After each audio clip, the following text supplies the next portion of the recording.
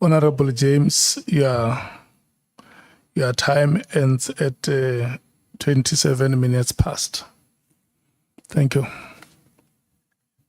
Thank you so much, Chair.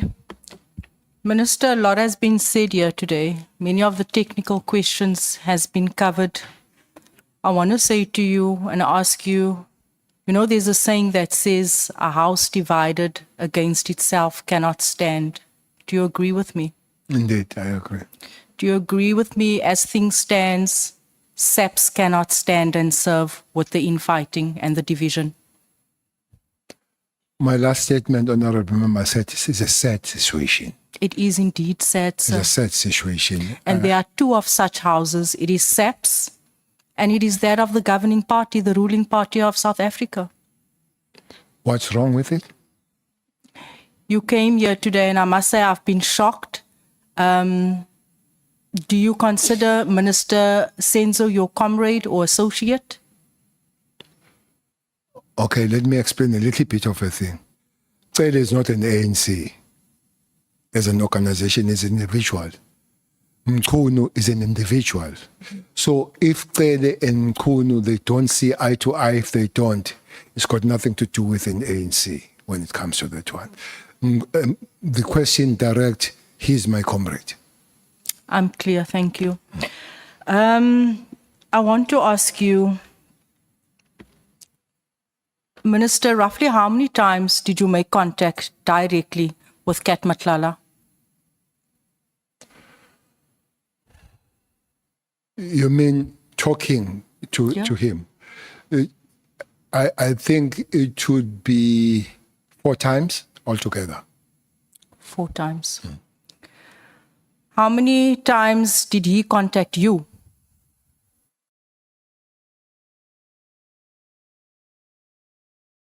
So you say you tried to contact him 4 times?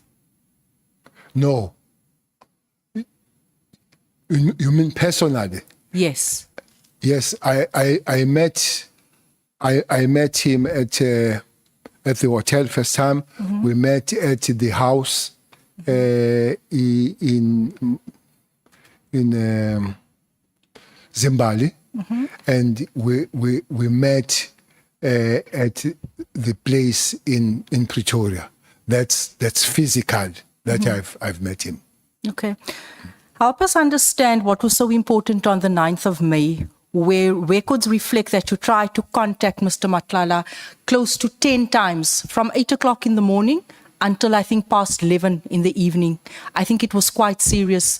Records reflect, and in the media we've seen that almost every hour you tried to reach out to him. What was this all about? It's because he was going to be in Durban and we were going to meet. So finally, I'm told that he lost the phone on that particular day. That's why he could not answer. But what was your reason for calling him every hour on the 9th of May? I was checking him if he has arrived in Durban. You were checking if he's around Durban? Because we're going to arrive and we're going to have a meeting. Were you going to discuss anything specific on that day? Yes.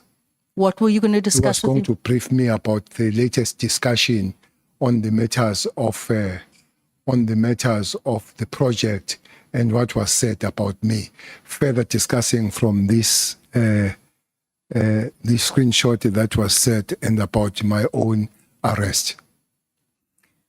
You mentioned earlier on that it is okay for you to meet with him. You don't have to declare. You don't have to, ask for permission from anyone. I want to ask you, do you not find it worrying to meet with someone that has over 80 cases? You serve on the NEC. You are leader of this country. I still see you as a leader. And you said to us earlier on that you take information from him pertaining to SAPS. Is that not supposed to be directed to a certain unit within SAPS to gather information? Chair, just before she moves to the next question.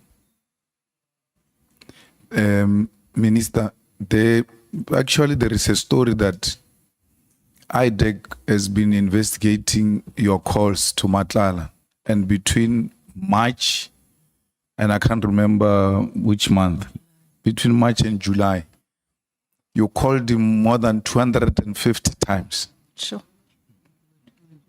There were 250 250 calls between the two of you from March to July. Is that correct? No, I would not agree with that.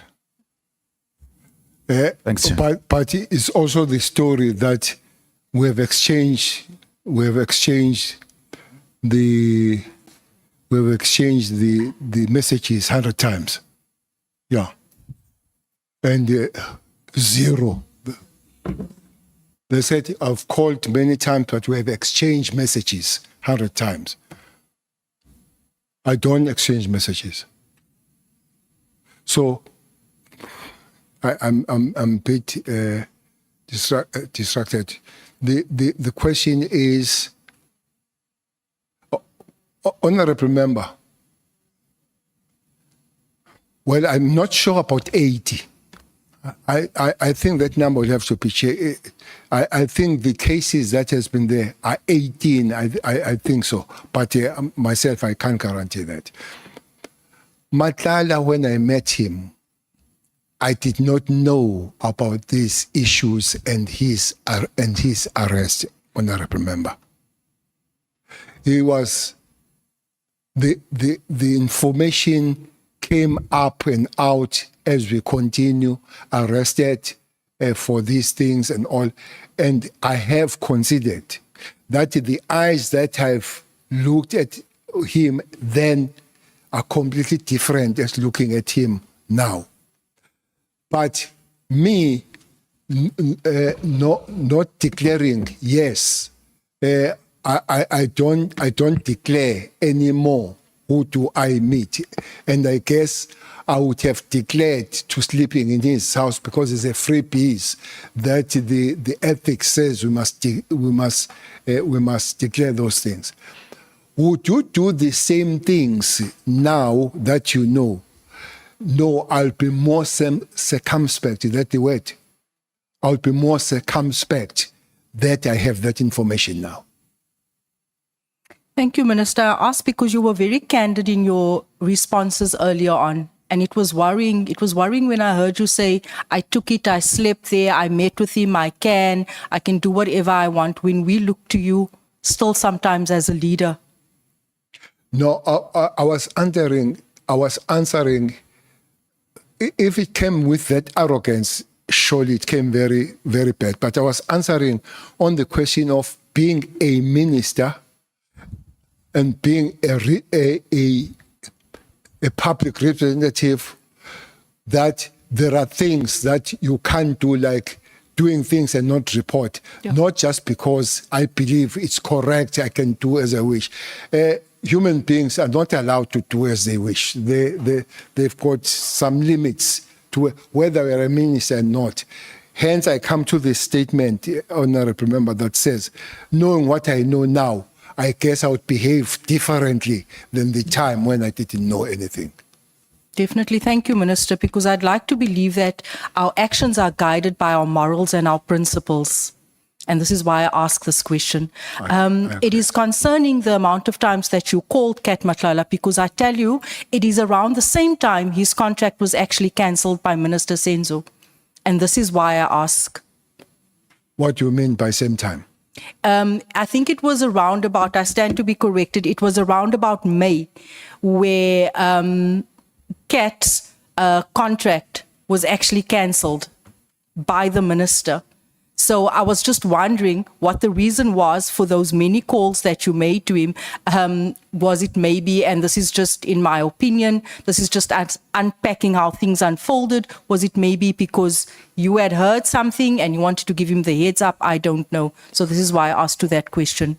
Well, definitely I could not have any form of a help of cancelling and not cancelling. Definitely, I could not have come close to the minister to cancel or not cancel. So it was not going to help me on that one, even if I knew that it was going to be cancelled or cancelled. I'm very sure if it did not lose the phone, I would have phoned once. So this person is coming to Durban, you don't get that person. So you will try to phone until you get that person, because you know you were supposed to meet him.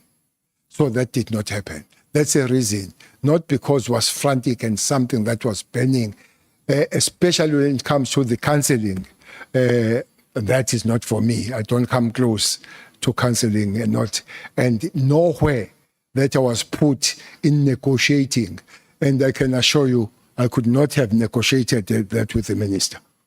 I could not. Thank you, General. General, if this committee were to request to obtain cell phone records from your network, your service provider, would you be prepared to grant such consent For and what? support the gathering of this information? For what? So that we can determine actually, if you have absolutely nothing to hide, would you be okay with that granting?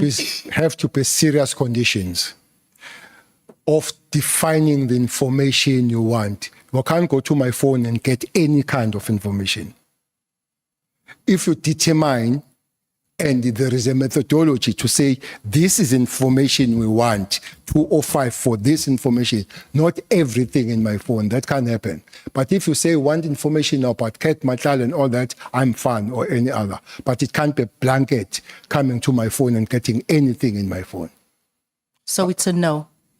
Is yes, I'm simply saying, if you describe what information you want, including want information about Cat, that I'm fine. But you can't get my phone to get any other information that is in my phone that has got nothing to do with the ad hoc that is here.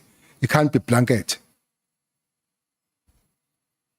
But you want this one about Matlala, get your 205 and carry it, I'm fine. But that you want to go through the photos and everything that is there, it can't happen. It just can't happen.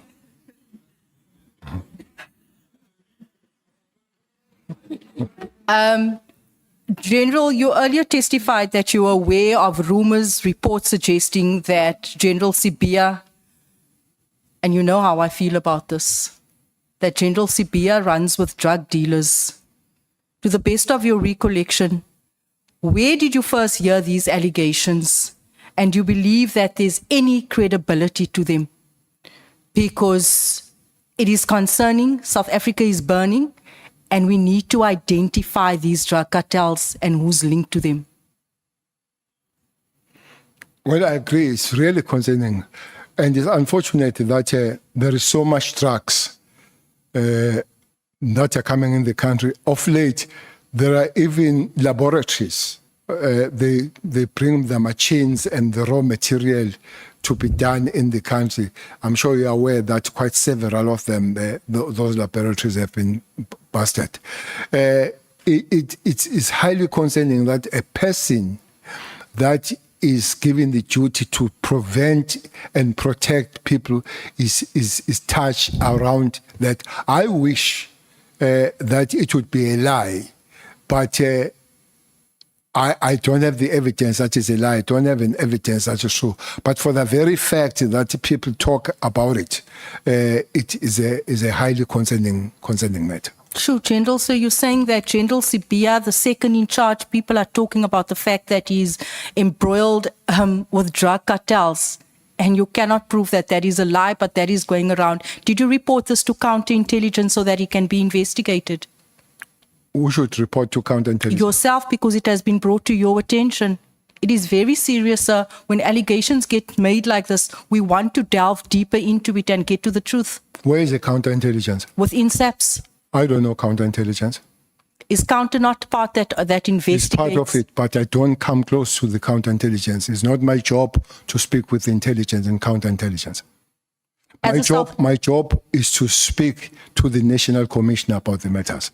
And National Commissioner. But that would be a real political interference when I go to the structures, counterintelligence, check this one, check this one, check this one. That would be interference. Sir, I don't understand on which side you are, because earlier on you said you cannot interfere, and now you are saying you're supposed to go to the National Commissioner. You said earlier on that you're not accountable to anyone because you're an ordinary citizen in South Africa. So I'm saying, as a citizen, something like this gets brought to your attention, do you not report it to the police? I thought you were talking to me as a minister at the time.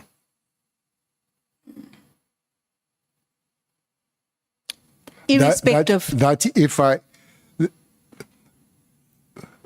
honorable member, if I get something about you, the structure that I can go to is at the police station to open the case. Or if maybe the internal matter is to go to the National Commission. I can't be chasing units and divisions in the police. That will be the interference if you ask that. And indeed, National Commissioner would have known about these allegations, and he should have taken it forward. But it can't be me going to the counterintelligence, going to intelligence and all that as a minister. As a national commissioner, I can do that. Otherwise, it would be a political interference. That's my point on the matter.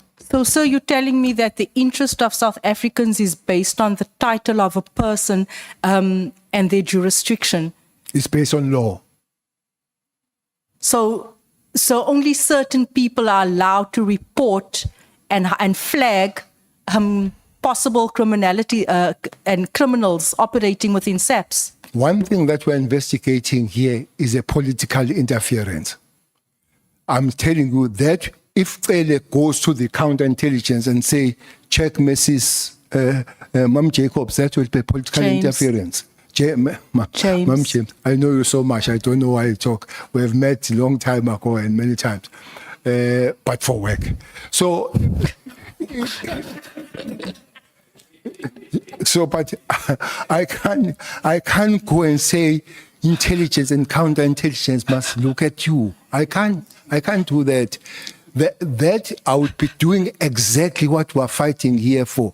Just imagine when politicians go to the intelligence and counterintelligence, how many times will go to be checked around and all that. It's not that because I don't want you to do it. It's because as the law, and the law must be followed.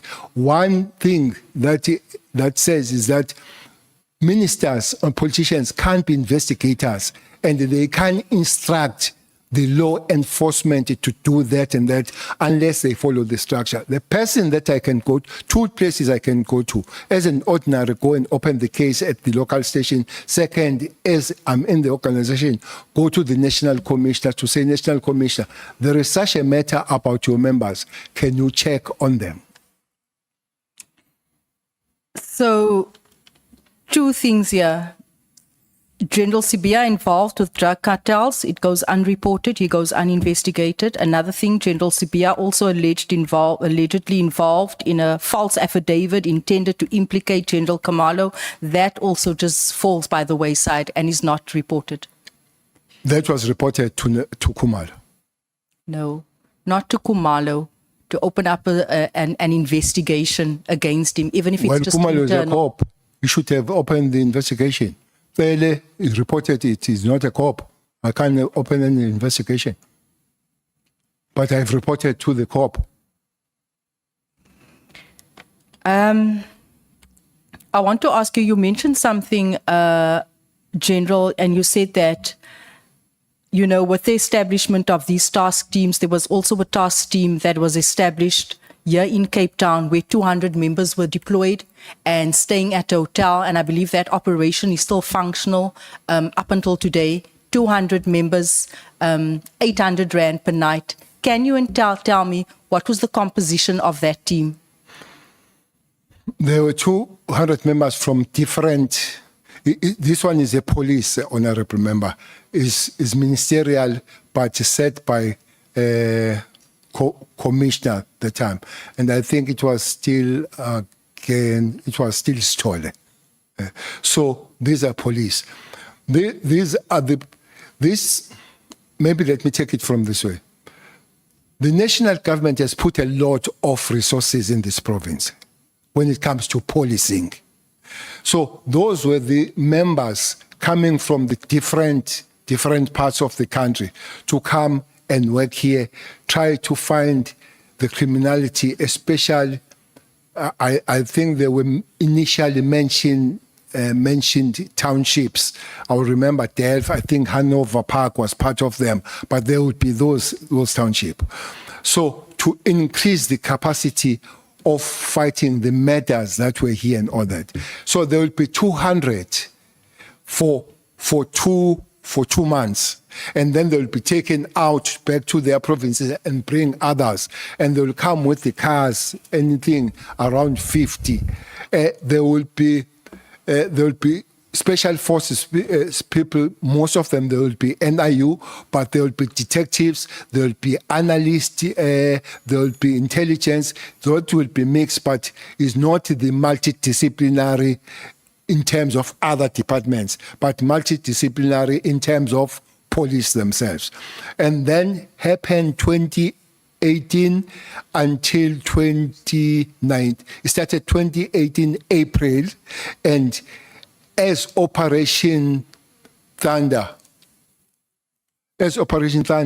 ended May 2019, I think that must be about 25 months. But after that, there was... Excuse me, General, I'm being distracted with the noise coming from the corner there, the back. Thank you. And then COVID came. That changed to be Operation Lockdown, but is still fighting with this criminality. Then has continued under the new name Lockdown, but the same resources, starting from 2018 up to the day, Honorable Member. So lockdown commenced when, General? Operation Thunder starts April 2018. It ends the name May 2019, but operations continue, same operations, but under the name Operation Lockdown. Yes, Jay?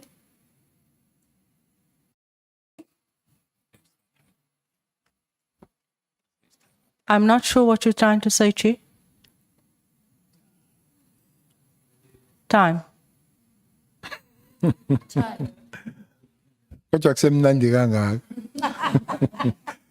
Still good to hear from you.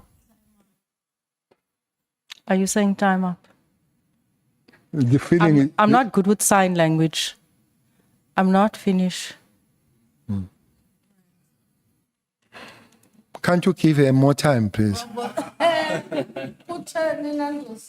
It's not me who allocates time, it's these honorable members. Okay. If we respect each other, we are also going to respect the time. I'm sorry.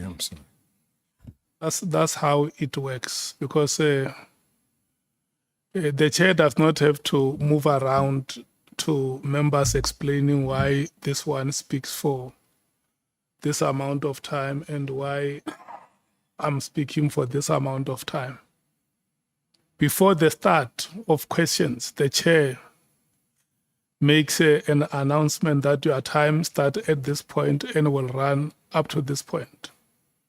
Like now, the chair is announcing that tomorrow we're starting at 9 o'clock. The EFF and the PA are going to run from 9 o'clock to 20 minutes past 11.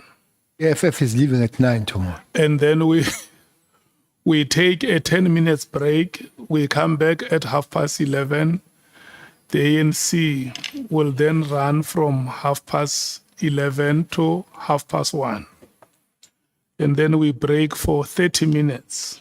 When we come back at 2, the MKP and the DA